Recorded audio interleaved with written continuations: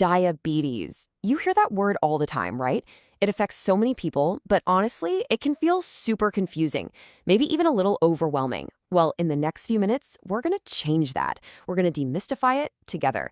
We'll break it all down into a simple guide so you can really understand what's going on and feel more in control. So let's start with the absolute basics. We all eat every day, right? But have you ever really stopped to think about how that sandwich or that banana actually turns into the energy you need to, well, to do anything? To think, to walk, to live? Figuring that out is the key to understanding everything else. So the magic ingredient, the actual fuel, is a simple sugar called glucose. When you eat, your body gets to work breaking down food into this stuff.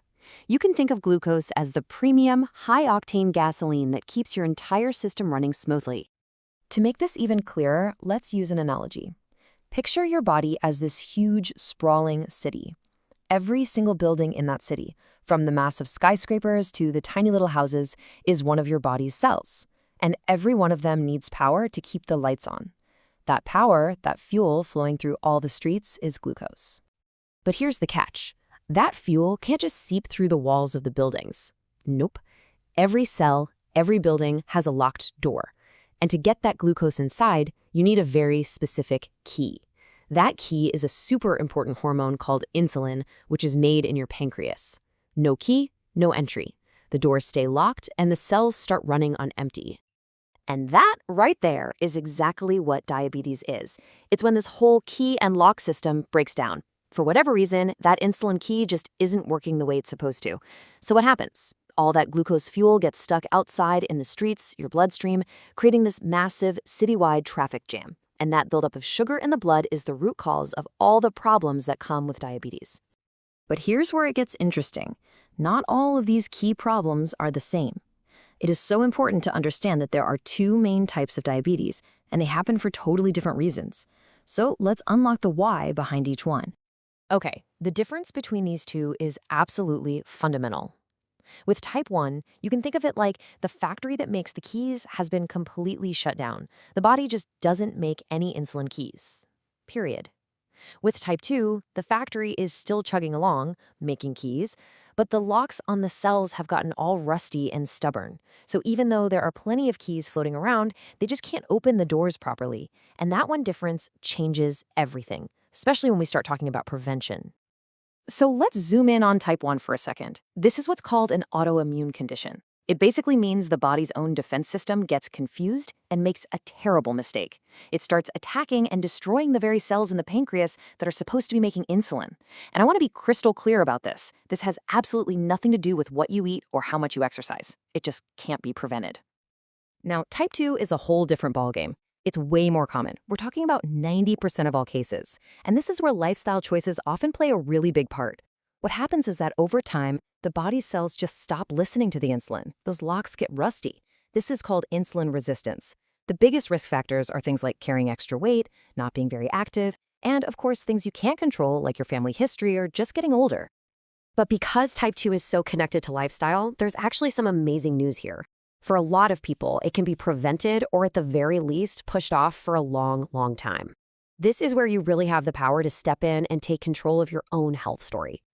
And prevention really rests on three simple but incredibly powerful pillars: maintaining a healthy weight, moving your body, and eating smart. I know, they sound kind of basic, but let's talk about what they actually mean. 5 to 7%. Now, that number might not sound like a lot, but its impact is gigantic. Study after study has shown that if you're overweight, losing just this small percentage of your body weight can slash your risk of developing type 2 diabetes. Just think about that.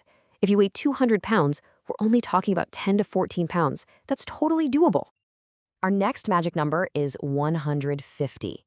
That's our weekly goal for minutes of moderate activity. And it's easier than you think. That's just a brisk 30-minute walk, 5 days a week. And why does it work so well? Well, exercise basically acts like oil on those rusty locks. It makes your cells way more sensitive to insulin, so the key can do its job much more easily. And that third pillar, eating smart, is not about some crazy, complicated diet. The main idea is just to focus on the quality of your food. It means choosing whole, unprocessed foods as much as possible. Things that look like they came from a farm, not a factory. So more fruits, vegetables, and lean protein, and way less of the sugary drinks and super processed meals. A fantastic and super simple tool for this is something called the plate method. Just picture your dinner plate. Fill half of it with veggies that aren't starchy, like a big salad or some broccoli.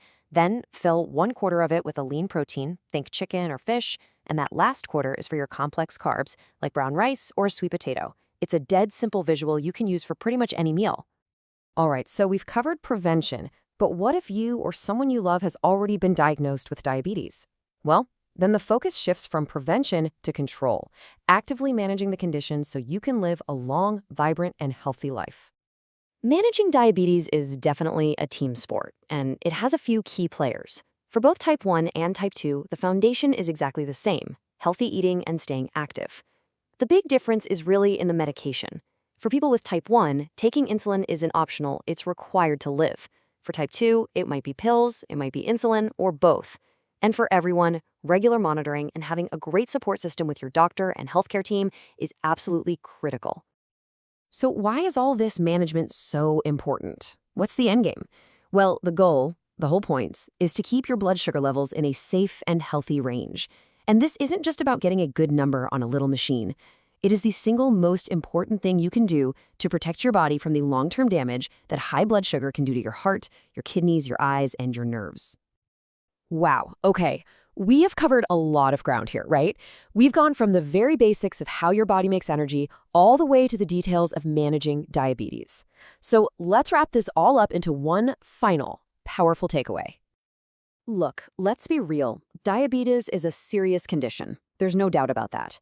But the single most important thing I want you to walk away with is this: it is manageable. Whether you're trying to prevent it or you're already living with it, the key isn't some huge, dramatic life overhaul overnight. It's all about the power of small, consistent steps. Every healthy choice you make adds up, and together they create real, lasting, powerful results. So I'll leave you with this one last thought. After hearing all of this, if any little part of you feels concerned about your own health, or your risk, or your blood sugar, the next step is so simple, but it is so, so crucial. Your health is worth it. Please make the call. Talk to your doctor.